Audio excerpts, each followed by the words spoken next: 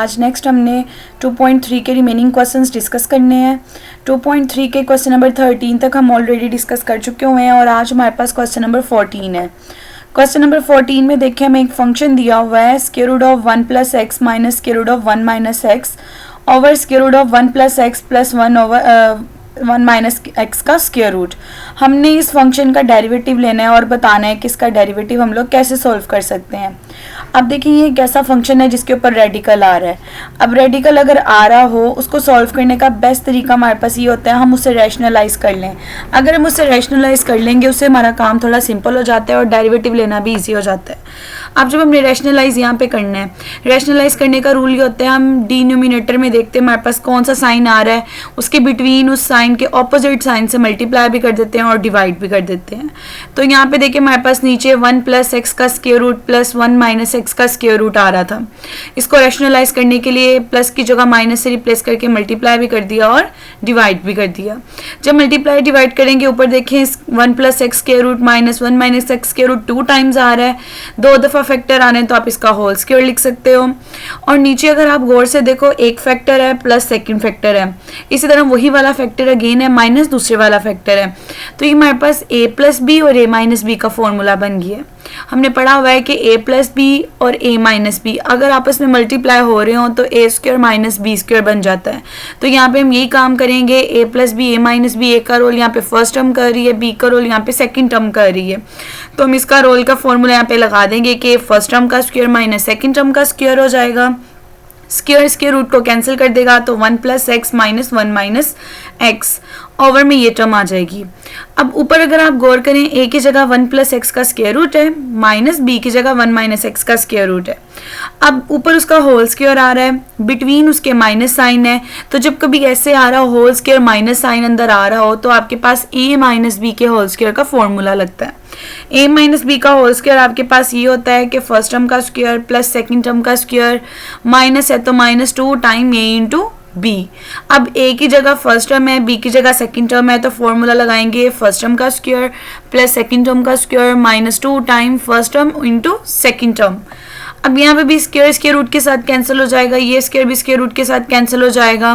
1 plus x plus 1 minus x ये आपके पास term as it is आ जाएगी।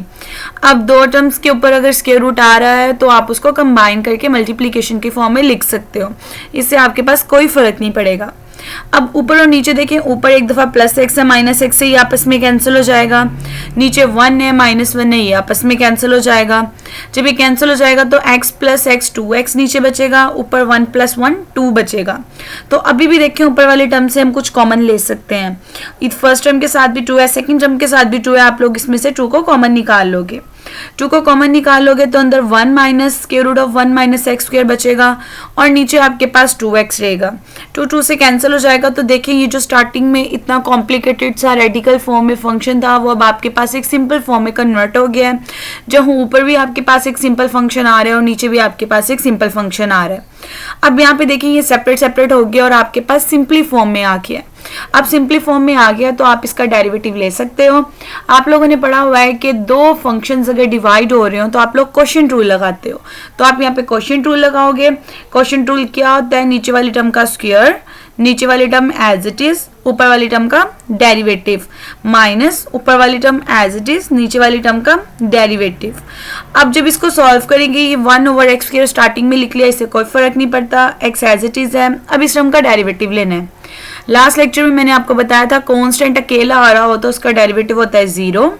अब यहाँ पे 1 माइनस एक्स स्क्वायर का स्क्वायर रूट है, बेसिकली इसकी पावर 1/2 है। तो किसी फंक्शन की अगर पावर आ रही हो तब उस पर पावर रूल लगाते हो। पावर रूल ये होता है पावर नीचे, पावर में से एक माइनस पावर के अंदर वाली चीज का डेरिवेटिव।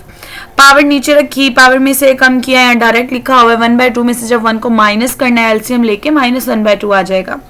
अंदर वाली चीज का अगेन जब डेरिवेटिव लेना है 1 का डेरिवेटिव 0 माइनस एक्स स्क्वायर का डेरिवेटिव, फिर पावर रूल, पावर नीचे पावर में से कम तो 2x आ जाएगा माइनस सेकंड वाली टर्म एज इट इज और x का x के रिस्पेक्ट से डेरिवेटिव होगा 1।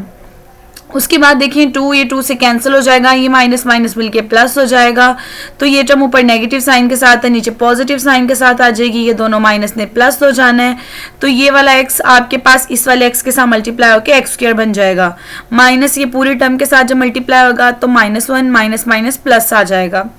इसका अगेन आप एलसीएम ले लोगे, आप एलसीएम लोगे तो आप एलसीएम लेने से देखोगे आपके पास ये टर्म इसके साथ मल्टीप्लाई हो जाएगी, दोनों की पावर आपके पास स्क्वायर रूट है तो वो सिंपल खत्म हो जाएगा स्क्वायर के साथ, तो 1 माइनस एक्स स्क्वायर आ जाएगा, और इसके नीचे जब एलसीएम लेना था तो ये माइनस के साथ पूरी टर्म आ जाएगी। आफ्टर द कैंसिलेशन आपके पास ये टर्म बचेगी और ये आपके उसके डेरिवेटिव का आंसर होगी।